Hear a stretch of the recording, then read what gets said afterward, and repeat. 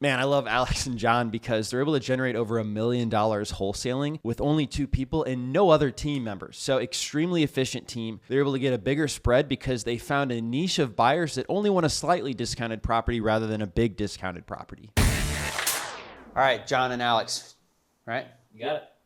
Welcome to, how did you guys become partners? Oh, we go back a ways. Gotta get the history books out. Yeah. We grew up together. Okay, cool. So kindergarten, elementary school, high school, college. Did you guys like work on projects? Because with my business partner in DealMachine, we actually were middle school friends and we would always do class projects together. So by the time it was like business time, we had quite a bit of like history and knowledge of how we worked together. So that was nice. Oh yeah, 100%. That's cool. It's like that stuff totally translates to actually doing like legit adult business stuff, which is kind of funny. Yeah. But yeah, I mean, we played sports together. I was gonna say sports. So that like camaraderie for sure, of just like, I mean, it sounds dumb, but not that we were like amazing at any sports, but like on the basketball courts, like I kind of knew where he was, he kind of knew where I was. Yeah. Yeah, you know if he's a ball hog or not. Yeah. Yeah, no, he wasn't ball hog, thankfully. I think we both shared. Yeah, both shared the ball pretty good. But yeah, I mean, we grew up together, and then Eve went to college together too. And then it's probably a year after college, we both flirted with the idea of getting into real estate. Okay. Kind of separately. I moved to California. John was in Philly, so opposite coasts. But yeah, just being such good friends and having a history of knowing each other forever, we're like, I wonder if we can do this together somehow. Mm-hmm. So could you give us an overview of your business and what all you guys do, maybe how many deals you do now, just so we have context for everything? So we do direct to seller marketing. Mm-hmm. Our bread and butter is our website. So mastermind of the wizard behind the whole website, Alex. So that's our biggest lead flow in the residential Philadelphia side. And we do a lot of outbound marketing to larger assets. So warehouse owners, larger multifamily, and that's in the form of mail and texting. Last year we did. Well, if you guys are texting, you got to check out the DealMachine data then. Okay. Yeah, There we go. All right. would love to. Yeah. Could use some better data, I think. For you guys, I'll give you free whatever sample size, and you can test it out, no obligation or anything like that. Cool. Yeah, you can export it. So how much data would you need in a month? How many properties are you texting in a month? It feels like a lot. I don't know if it's a lot because it's just, we don't have like a team. It's just John and I that are kind of running everything. Oh, okay. But probably like 5,000 contacts a month. Oh, 6,000. cool. Yeah, no problem. Easy. Cool. Cool. Nice. The podcast special. All right. Yeah. Yeah. For you guys, free price, special price. Yeah. Yeah. Glad it came. Sweet. Note that. It's fun. That's more valuable than like a hat or something else. Yeah. Yeah. Well, I don't know. You did need a shirt before we got Yeah. on. I did cut myself on the drink. Yeah, so. he got my personal swag, not the DealMachine. Yeah. Yeah. I should have had an extra shirt. Next time. Yeah. So, all right. So you're saying there's 2 parts of your business. The website, I'm sure it's like SEO. Yeah. That it's like, oh, I need to sell my house fast in Philadelphia, and they come to your website, right? Yeah. Cool. And so how many of those are wholesale deals, right? We've kind of switched a little bit. A lot of them are still. At this point, we do a little more wholesale than wholesale, I'd say. Okay. Which means you list it on the market. Yep. Mhm. Yeah, we're taking Yeah. title. Yeah, we're buying the property, taking title, Mhm. funding the transaction, and then really just have streamlined like the clean out process, good pictures, Mhm. and putting it back on the market has really maximized our return. Instead of going to that investor who wants the 60 or 70% on the dollar, which makes sense, we do too. We're reaching those pickup truck. I've heard them called pickup truck investors, mom and pop investors. Everyone has a different name, but the person who wants the slightly discounted property and they just maybe do 1 or 2 flips a year. Mm-hmm. And in their eyes, it's priced well, and it's really helped us maximize every Nice. deal. Yeah. Yeah, and I think it took us a little bit to like come to the openness of trying that, because like when you're wholesaling and you're doing it for a couple of years, you're feeling good, you're like, oh, my buyer's list is the best. The best Like, buyers list. No other, I would never trade this with anyone. No one can see it. Like secret Excel sheet, like in the safe, print, like whatever, like however you gotta store it. But yeah, once you're like, oh, maybe there are more buyers out there, or like just even listing it on the market, really has opened up a lot for us. Do you do any marketing at all to your buyers list anymore? Surely it's still useful to email. Yeah, we'll still even if it's occasionally on the send them market, out. right? Yeah, we'll still send stuff out. Yeah. But not nearly as much. Yeah. Oh, so if you list it, you don't send it to your email list at all. Not really. Yeah. Yeah, we could. Actually, it's funny. I was thinking about that on the plane. Yeah. Why I was not? like, I guess we could blast this, XYZ one out. That's kind of just been sitting. Yeah. So, yeah. Nice. Same wavelength. Yeah. Mhm. Yeah. Mhm. Okay. So how many of those deals would you say you did like last year? Last year, between wholesale and wholesale, we did like 34. Nice. So, lean and mean, like Alex said, it's just us. So Yeah. our profitability margin is pretty great. Yeah. So that helps. Mhm. This year I think we're probably on track to do closer to like 50. Nice. That's Yeah. good growth already. So Yeah. between the texting, just constantly refining Mm-hmm. Mhm. processes, And with that DealMachine data on the way, Yeah. Yeah. Might be You more. get, things are looking absolutely. good. Yeah. Well, you said you're saying you actually text the warehouse owners and stuff more than the residential properties. Yeah, we're only doing outbound for the industrial stuff. Yeah, we've never even tried So you- in residential. No. Got it. Yeah. We could. So you must have recently. Well, okay. So those are kind of two different asset classes. So did you add on how did that develop? Because most people would start with wholesaling single family, but then where did this commercial part come from? Yeah, I mean, exactly. We've been doing residential for 5-6 years, and it was really just that. Just in Philly as well. So then we're like, okay, this is good. This is working. We're paying the bills. We're saving money. It works. But like, how do we just grow and put more in the bank? So we started looking into San Diego, which is where I live. Oh, you still live there? Still live there. Yeah. Wait, where do you live? In Philadelphia. In Philly. Yeah. Okay. Yep. Yeah. Still haven't done a deal in San Diego. We've worked a lot of leads, gotten close, so that still hasn't really become a thing. So then we're just still trying to think outside the box of like, what can we do in addition to the SEO residential stuff? Just Yeah. look for larger spreads. Like Alex mentioned, we put effort into doing deals in San Diego where the spreads can be larger because of the price points. Oh yeah. Yep. And it was one of those things where it's like, well, what else can we do? There's someone in our market who is doing a lot of marketing to warehouse owners, flex space, self-storage. So we kind of followed his footsteps. Mm-hmm. Shout out Frank McGovern. Shout out. And yeah. Oh yeah. Frank Yeah, with a there you go. PH on Instagram. Yeah, that's him. Is Yeah. that what he goes by? I think so. Oh, yeah, wow. good memory. Yeah. Oh, on Instagram. Okay. Yeah. Not on Insta. We're Instagram friends. Okay, Oh, that's right. That's it. Yeah, so he kind of helped show us the way, and that's been good. Yeah, that's another just facet to the business where we're not having to add in employees or, it's just still us rocking and rolling, but we're able to get those larger spreads. Oh, amazing. Yeah. Mhm. So you started. Yeah. Frank told you about the flex space commercial stuff. So do you wholesale that? Yeah. Nice. Yeah. And eventually we'll, look to own them too, but Do you list that as well, or do you have a private buyers list for your commercial stuff? you want to go? We don't list them. We usually just work it on Facebook. So Mhm. we're doing it nationally too. So if we'll get a deal in Texas or whatever, we don't know anyone in Texas. So we'll just start hitting people up, join all the Facebook groups, do all the big posts. We have like a really small buyers list for industrial, but it's nothing crazy. And that's just from trying to dispo Yeah. certain deals. And then we'll just try and network and find someone.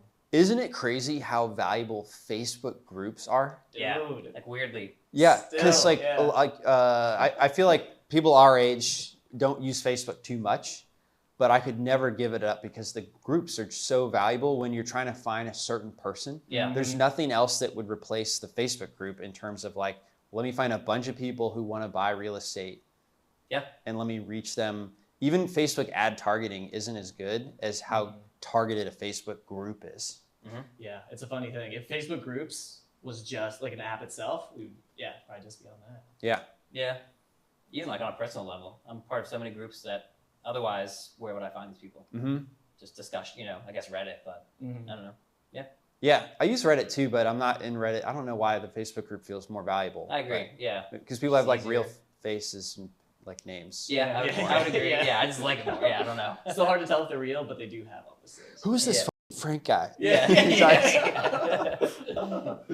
Sounds stressful. Yeah. Mhm. Well, guys, congratulations on building a great business. How long did it? Like, when did you start it?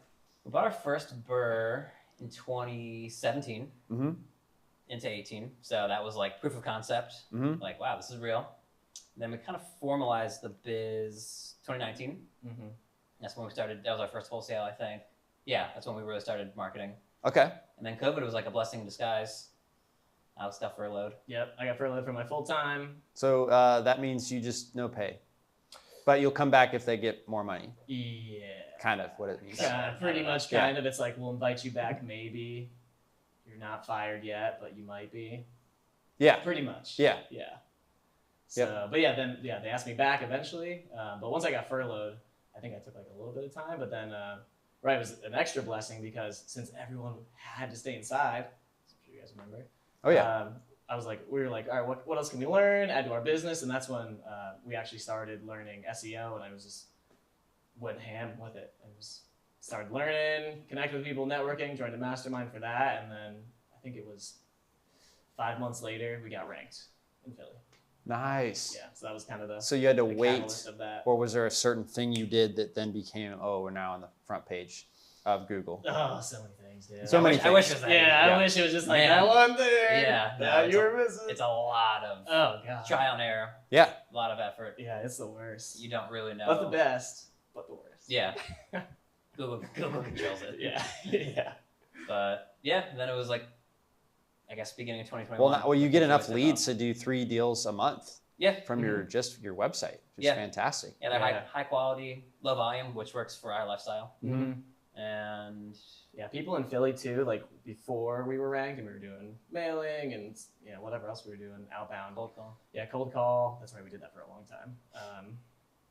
Man, you just piss a lot of people off naturally, and then in Philly they're like extra East Coasty, Yeah. so they're already pissed off, and then it's just a hard. It's a hard. Oh thing man. to work. Yeah. Yeah, it's a much different conversation when they call you and they're just looking for like the easy button. Yeah. Like, hey, I need to get out of the situation. Well, it's like a lot tomorrow. more enjoyable for you It's as so well. much, yeah. Yeah. Us, you actually feel like you're helping someone because you legitimately are. Yeah. Mhm. So like, it's actually a little more fulfilling too on that end. Yeah. So Oh yeah, for sure. it works for us. Good for you guys. I gotta ask, like for the website, did you use something or did you kind of create it from scratch or like A buddy who we also went to kindergarten with, so we all go back since we were wee little toddlers, is a web developer. Yeah. So we set him up. And So it's like a custom website. Yeah, he just built it on WordPress. Oh, nice. Yeah. But yeah, it was nice. We kind of bootstrapped it. Like he was like, you don't have to even pay me now. Just pay me if you like close a deal. Mhm. So we paid him like $3,000 a couple months later. Oh, nice. Yeah. And then how did that work on the second deal? I don't know. We never made like formalized terms. Yeah. But we still pay. He still helps us a lot. We still pay him. That's sick. Try and pay him more. That's now, awesome. just To get to for work him. with friends is such a great thing. Yeah. Yeah, as you know.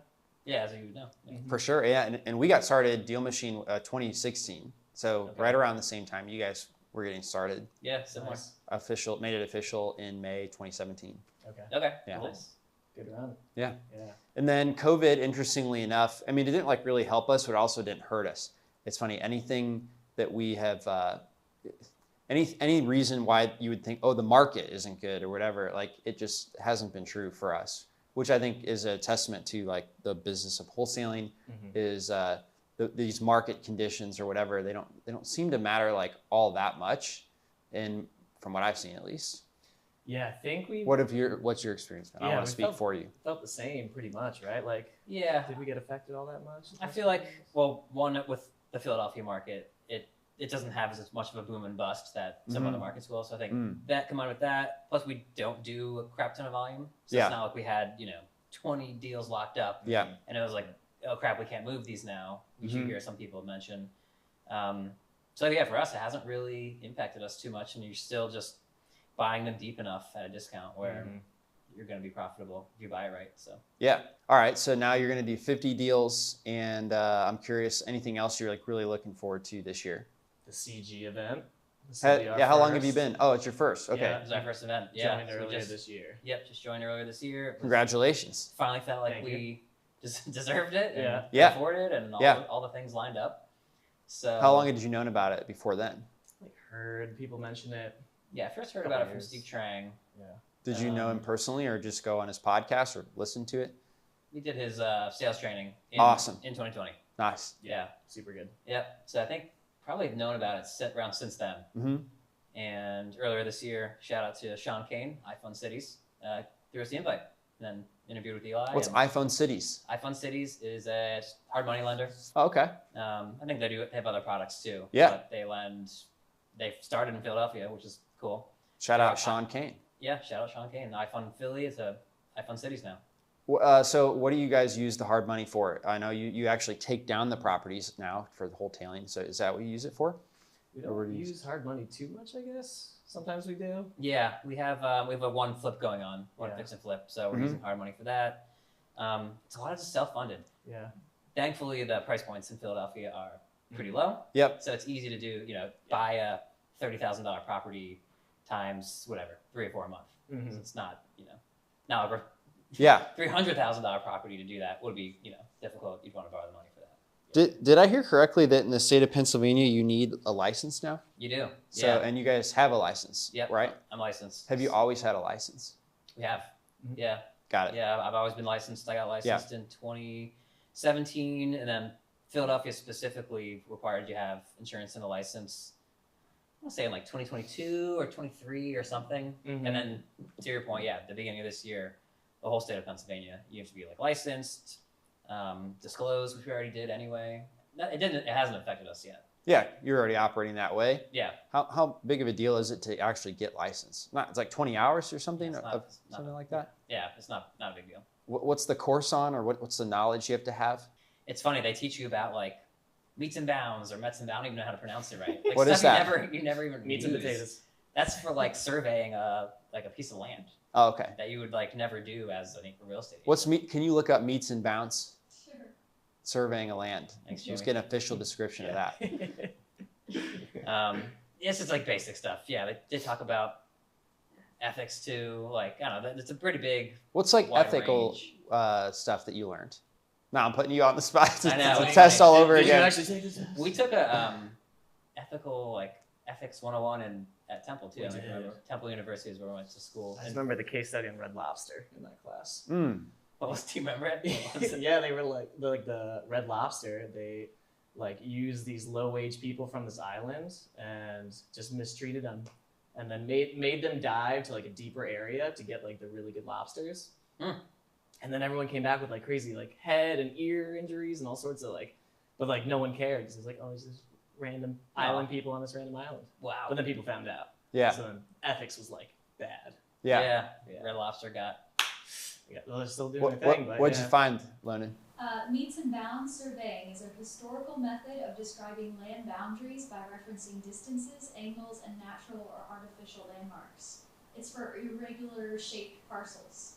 Oh, for irregular shaped parcels.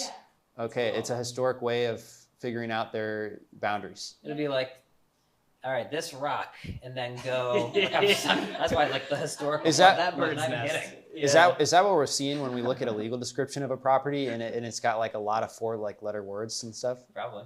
We'll have to look into that. Meets and That's bounds. what Yeah. that's what that is. So yeah, you learn that the ethical part of it. You don't learn about Red Lobster, but Yeah, gotta go to college for that. it is easy to pass. I actually wish the barrier to entry was a little higher. What would you For the want test. the barrier to entry to be? Well, so for any wholesalers that need to get licensed, I mean, it is a low barrier to entry, so it's not that big of a roadblock. So people don't need to worry so much. Yeah. But anyway, what would you like to see on the agent side? Because there are a lot of agents that never do a deal, but they could represent somebody's biggest purchase ever, Right. and give in. I've had the experience I used an agent for my first house, and I think it was also his first deal, but I had to tell him what to say in the negotiation, and I kept feeling like this telephone game was like he was screwing it up Yeah. from what I would want to say, just from negotiating standpoint. Do you remember So what that you said? I had every time he'd be like, well, this is what they said. I'm like, okay, we'll tell him this. You know what I mean? So it's like he just didn't need to be there. Right. It was slowing down the process. Yeah, absolutely. That was like one of the main reasons why I got licensed, because I didn't want to have to play that telephone game. Yeah. I wanted to talk directly to Mm-hmm. the other agent if there was one. Yeah. Yeah. And then I just did the first, after that, all the deals representing myself and all in my own personal name. I heard you say you made the business official like a year or two after your first BRRRR deal. Yeah. So did you do that in your own name?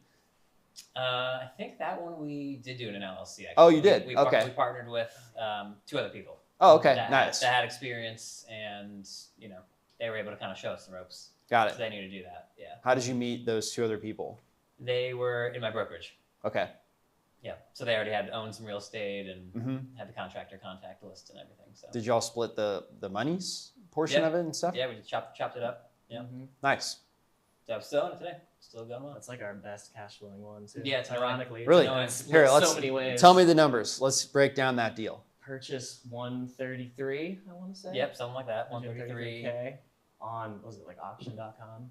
Oh yeah, we bought it. It was listed, but it was also through an online auction, Yeah. Okay. which was probably the only time we've done that. Yeah. So you bid? Yeah. Yeah. We Wow. we didn't have the money either. Well, what happened? How did you bid and not have the money? They just never asked for like proof of funds. Okay. Yeah. Surprisingly, We just figured it out later. we raised our portion from family friend. Mm-hmm. Once you had won the deal. Once we locked it in. Mhm. Yep. And then closed, did the renovation. I think we spent like 60 or 70 grand on the reno. And then I think it appraised for like 3 something. Mm-hmm. So Yeah. pulled money out, paid our family friend back, and pocketed the difference. And then I think our payments like $1,350. I forget what it rents for. Rent is like 3,300. Whoa. But that does not. It's not the PITI. That doesn't include tax and insurance. Okay. It's like outside of it. Yeah. That's so great. But still pretty good. Decent. Yeah. Still very good. It's excellent, especially in like Philadelphia where the prices are low. I feel like rent for over 3,000. Like I invest in Indianapolis, and there's nothing that would rent for 3,000. People would just buy a house at that point. So the fact, yeah. and it's also a low price market. Is what I'm saying. Yes, So it's yeah. kind of impressive that it actually rents for This is 3,300. 3 units. Mm-hmm. So it's So okay, got it. That makes total sense. that makes more sense. Great deal. Yeah. So it's like whatever, $1,200 for a 2-bedroom, Mm-hmm. 1,000 or whatever. Great deal. But still, I wish we could do more of those. Those are hard to come by. Mm-hmm. Yep. But got our foot in the door. You know, Yeah, being scrappy. yeah, taught us the way. So the main business is wholesaling these properties, whether it's the residential or commercial. So are you just not finding good enough deals to do the BRRRR again? Or what do you mean by you say we wish you could do more of this? Like why not? Why aren't you doing more of this? Great question. I feel like we've just kind of refined our processes on the sales side well enough where the construction side has just fallen off completely. And that's one thing I would like to bring back. Well, that's actually good though. I think if you're focused, That's exactly. That's, I don't think that's a bad thing. We realized that when we were doing BRRRRs, the sales side would like completely drop off. Mm-hmm. So we kind of just slowed it down. Yeah. And I think now I'm actually happy about it. Yeah, because I don't want to own 100 single families. I'd rather own a couple triple net like warehouses or flex space, commercial space. So Mm-hmm. Do you guys have somebody manage those? we do. Yes. So We're still involved with them. on the commercial side, from what I understand, there's like a broker who would end up like taking a big part of that lease, right? Do they do any managing as part of that, or is that how does that work? Yeah, at least the management company we use, they just treat it like residential. Yeah. At least okay. for our stuff in Philly. Got it. So I think that they pay like, they charge us like 8% a month, Mm-hmm. something like that. Got it. Yeah. But the repairs is where it hurts. Yeah. On the commercial stuff? No, We We have don't a lot have of any commercial. Oh, Yeah, Just on on the the residential residential. Got stuff it. in Philly. Yeah. Yeah. well, do you have like recent pain? You seem like you did. I Really, I know, feel like yeah. it really took your breath You felt away. that? Yes. What was it? Yeah, it was just because we did manage all the rentals ourselves a couple years ago. But again, kind of talking about streamlining and buying back our time. We're like, okay, property managing ourselves is just a very low revenue activity.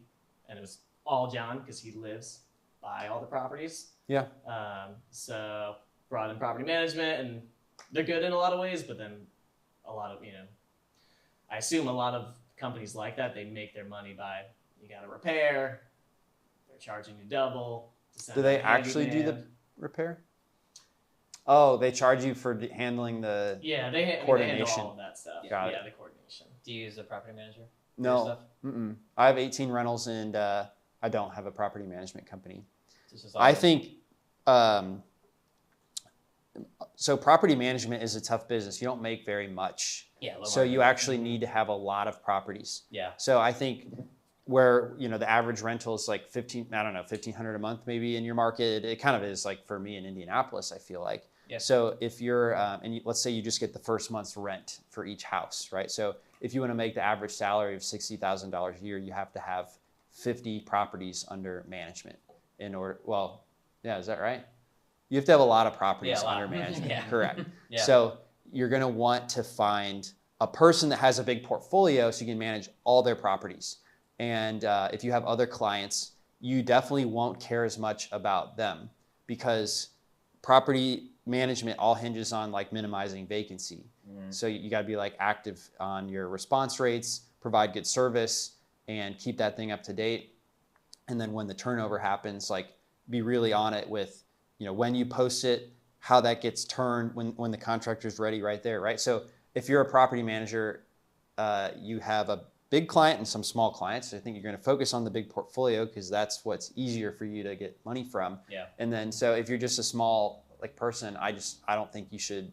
I chose not to because it just does. I don't understand how it makes sense. You're not They- going to pay attention. I'm going to pay more attention, and I have a executive assistant, and she does handle like a lot of tasks. Okay. I don't live in Indianapolis anymore either, so she had to start stepping up, but Yep. just kind of evolved into that. So I guess she is my property manager, but I guess my point is, I don't see how like it's a difficult business to property manage, and unless I have a huge portfolio, I don't see how a third party is going to handle my 1, 2, 3 properties better than somebody internal with me. So Makes sense. yeah, that's why I Totally never went agree. the route. Yeah. And I guess by the time I do have 50, I'll still be in-house. I kind of already in-house manage it. So Yeah, that's nice that you were able to kind of fit that role, the executive assistant. yeah, it was nice of her. We switched how we did things as well. Like we went to self-showing lockboxes. Okay. So that eliminated a lot of coordination Yeah. and doing like just demos. How's that work? Yeah. That people like, So- do they sign anything? Yeah, Like, well, there's an online portal where they actually submit their driver's license or credit card for identity verification. Okay. Yeah, and then there's a time window. It automatically texts them the code like 10 minutes before their time window. Okay. And then it tells you if it's like left open, if they didn't like put the key back in or not. Yeah. It like pretty right away. So you can figure that out. Technology. Yeah. That's Yeah, it's definitely a big time saver. That's very useful. I don't know if it would work in the Philadelphia market. Do you think people It would was take like, advantage of it? Yeah, something would go wrong. Yeah. I mean, depends on what neighborhood you're in. But Yeah. Mm. Yeah. if that would be used, yeah. If you were comfortable enough in your market, I would. There was totally use one person that was like, he booked like 2 and then 3 showings, and we found out he was running a scam Facebook ad list and marketing the property as if he owned it. But we caught on because he had to book the thing, multiple times with us. Yeah. And so we immediately shut that guy off, and the Right. system's good enough where it knows, his IP address or whatever, just blocks him from booking more stuff. Nice. Okay, Yeah. That worked out. So that was like the one kind of problem we had with it. Yeah. Nice. Yeah, but nobody's ever like camped out or destroyed property or anything. That's good. Yeah. I'd be fearful. Yeah. Mhm. So are you focusing more on DealMachine, or are you still just slowly adding to your portfolio? Yeah. Well, it all started because I wanted to do investing. I did 7 deals last year. Okay. And then, DealMachine's definitely the biggest opportunity at this point. I was telling you guys, we came out with the really great like homeowner and consumer data, and the way it's matched with all the property data allows you to like filter by it, which is like above and beyond just getting the phone number for the property owner. Yeah. So that's become really, really valuable for people specifically who are cold calling or texting. Okay. Yeah. So that's been the driving force, and just letting people know, because it's hard to say my data is the best because everybody says that, so it doesn't mean anything. But I always love to give you guys a try so you can actually check it out. Cool. What would you say is the strongest part of DealMachine's data today? No, it's definitely the consumer. So anybody who provides skip tracing, you typically like press a button and then it comes back, right? And then you're like, oh, here's 3 phone numbers associated with this property. But with DealMachine, you just bring up the property and the whole file is right there. It's all the info's in our database. You could filter by it. So you could filter by age of the owner, language of the owner, what type of occupation. So that moment where they started like cutting government jobs in DC, I was showing people how to build a list of government workers in DC. Oh, wow. So Dude. it's pretty cool. That's Yeah, really cool. and I don't even That's wild. think everybody, and then people who run the call centers and switch over, they're like, well, when I call John, it's actually John. It's like really accurate. So, Nice. I mean, that's what it is for us right now and in the past year and a half. So Yeah. really proud of that. Owner data, yeah, that makes so much sense just to drill down into that as much as possible for people. Like I'm thinking the age thing you mentioned, like In the language thing. Oh, If yeah, I the spoke language another thing, language, yeah. I would Yeah. absolutely And- go for that like tomorrow. yeah. Oh, gosh. And if you look up your triplex, it'll say who rents it currently. And it's like, oh, shit. This is for real. It like really knows where Yeah, it that's knows. cool. Yeah. Mhm. That's really useful. That is sweet. Yeah. Nice. So what I guess, let's wrap things up with what are you guys excited about getting from joining Collective Genius? Anything and everything. I mean, as we mentioned, we're just two best friends rocking and rolling. And there's way more we could be learning and doing, and Mm-hmm. we don't know what we don't know. Yeah. So, Yeah, a good reminder too, because it's even just from being on the meetings, not going the online meetings, but not having been at one of these in-person ones yet. It seems really cool to like just feel comfortable sharing everything, and then also being in that environment that everyone's just like, yeah, we're here to help each other. Even just outside of business in life, that's just like that's a cool thing. People are like looking out for each other who don't really know each other. Mhm. So, yeah, we've already had so much value from the online meetings and Facebook group. Go back to the Facebook groups. yep. Yeah. So Very good way to end it and bring it all the way back home. Yeah. There Shout we go. out Facebook groups. Well, cool. Thanks for bringing great energy. Thanks for coming right off the plane. It was really awesome to have you guys. Yeah. And I'd love to finish with getting a photo. Yeah. absolutely, as yeah. well. Appreciate it. Yeah. Thanks for having us, man. This was fun. This was fun. Good way to start the week. Yeah. Yeah. Thanks for listening to the DealMachine Real Estate Investing Podcast. Please leave us a review and follow along wherever you're listening to your podcast.